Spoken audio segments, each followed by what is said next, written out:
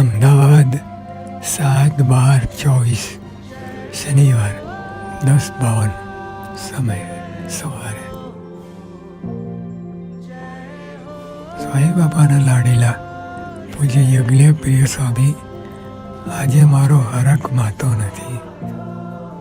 યોગી બાપા અને પ્રમુખ સ્વામી બધા કાર્યકરોમાં દેખાય છે.